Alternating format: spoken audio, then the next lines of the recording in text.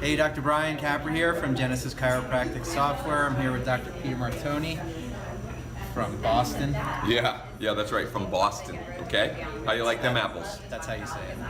So we are here. I just want to introduce you guys, introduce Dr. Pete, talk about Genesis and his experience going from his other software, I'll let him name it if he wants to Genesis, and what the thought process was behind switching, why you switched, and the anxiety that you had about switching. And the anxiety after switching. And the anxiety after switching, and the commitment that it took to get you where you are. It definitely took a commitment. Yeah. So tell me, what was the impetus to switch? What were you didn't say impotent, right? I did not. You said impetus. No, we talked about that earlier. So I a couple year and a half or so, I was running some reports in my current software, which was Chiropractic. And so I found that there were these outstanding receivables that when my billing person was telling me, oh yeah, everything's collected, and I saw all these receivables, and then I questioned her, and she's like, oh no, those reports are wrong. So then I went in and tried to find accurate reports to give me accurate things for things that were going on, and I couldn't get accurate numbers. So I found that I was running my office blind. And then, we had a conversation, and then you asked me some questions. I couldn't answer those questions because I didn't know the numbers. Right. And so after that, I decided to go with the Genesis software. And as you know, going with one software to another software, there's some major headaches, right? Especially, so for those of you that don't know, Genesis works almost completely opposite of what most people are used to. So I had to run a report and go out and get the information. Yeah. Now the information comes to me and we have to deal with it. Yeah. So it's totally different. Overwhelmed my billing person so much that they quit. Yeah. And I'm like, and I'm sitting there and I'm asking the question, how was everything getting done before? I couldn't believe it. And a limiting thing to my growth wasn't just so much me, it was the staff and my ability to grow because of the software. Yeah. I think one thing, software to me should never cost you anything, right?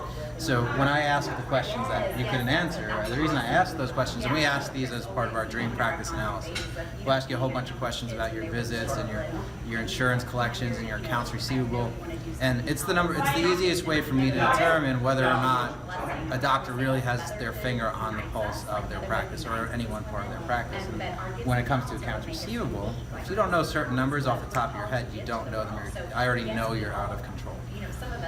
And so if you can't tell me your AR over 120 or what have you, so what happens is you never really know what work isn't happening. They just tell you it's happening, they think it's happening, and they're good people, they're working hard. But billing's complicated these days, and it gets more and more complicated. So you never know what you're actually missing. You never know. And now, it's November, so November, December, January, about 6 months later, things are running way more efficient. I can't think about how I practiced before because the communication is a lot tighter. You can do things from one screen. It's really been transformational for my business.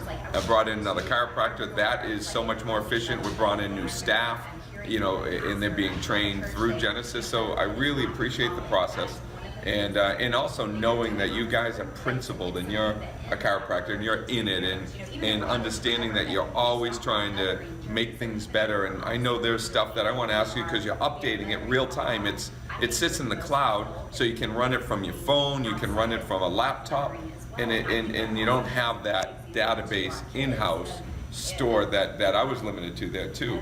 So now I can open up multiple practices, run from a different platform. It's really a good thing. Yeah, you mentioned something there. So you also have within your practice multiple revenue centers.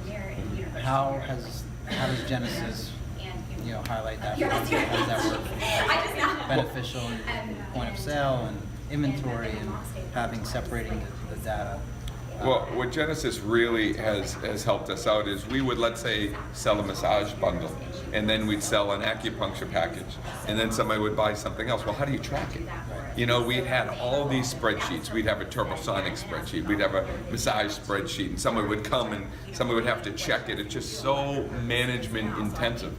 Now, somebody comes in for an acupuncture appointment, it automatically comes off of a bundle that they did. Somebody comes in for massage, it automatically comes off of a bundle. They come in for chiropractic, so it's automatically tallying, and then it alerts us when those packages are up.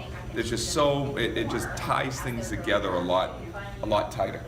Yeah, so it's a lot better. It's a lot easier to manage multiple things going on at one time. And so this is where we talk about Genesis. There, you hear the term practice management technology out there all the time, and you talked about new technology being in the cloud. One of the biggest mistakes I see doctors make is they buy old technology and they buy it on price. Actually, the first mistake they make is they rush the process, right?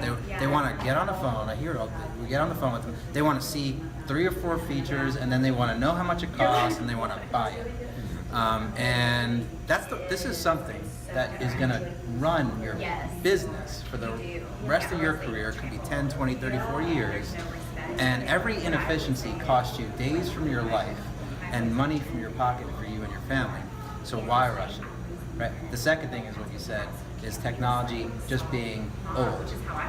You know, and a lot of software companies, they get on the phone, they feed your appetite for quick features, and then they give you a really low price of $5,000, $10,000. Why would you want to pay? Yeah, and then the second problem that or mistake I see people make when they're thinking about software is they buy an old technology, right? You said the cloud and everything that comes along with that. Well, they'll get on the phone. The demo person will give them lots of features, smoke and mirrors, give them a very low purchase price and an incentive to buy right away. And you know, for $10,000, you got a software that's 30 years old and is not going to improve over time. And on top of it, it's costing you thousands of dollars every month, potentially, all those claims, all that time.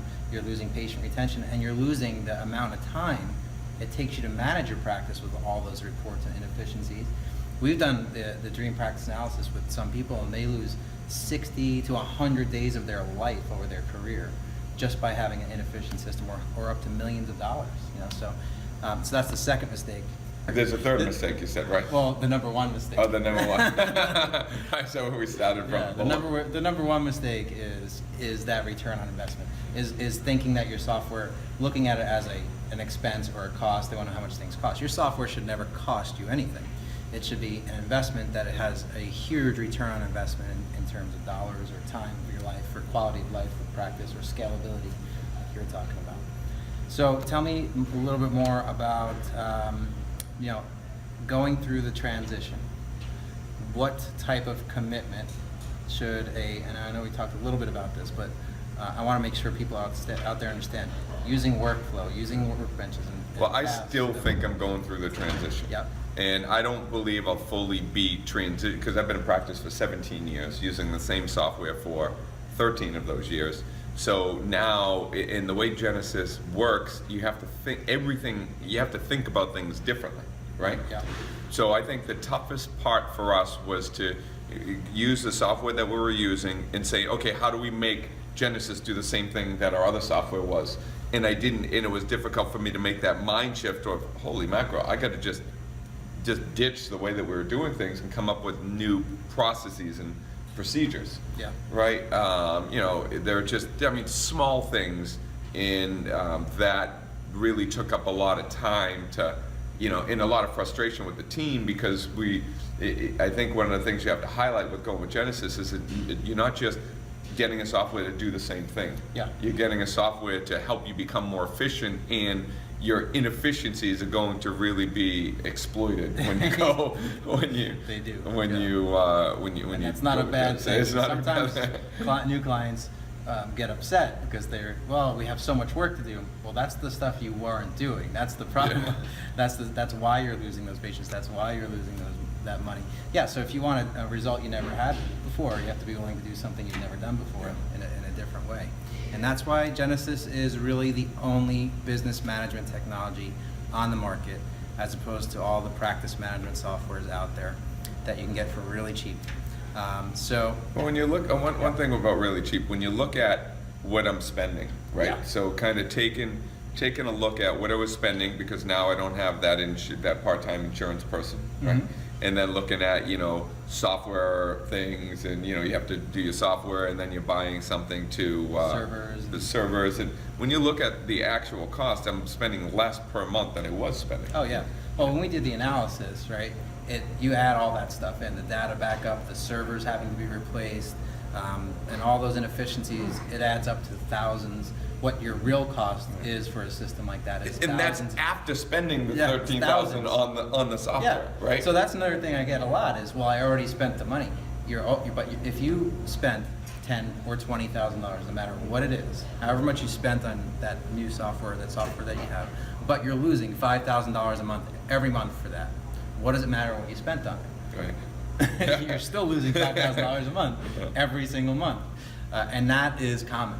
That's a common number. You know, it's a very average opportunity that we see with potential clients. All right, well, hey, I thank you for you know, for bringing the software to my attention, and Thank you. and exploiting everything that I had and knew. Thank you for being open-minded. Well, I wasn't, but you know that. I cracked that. It wasn't easy. All right, hopefully this helps, guys. Thank you, guys.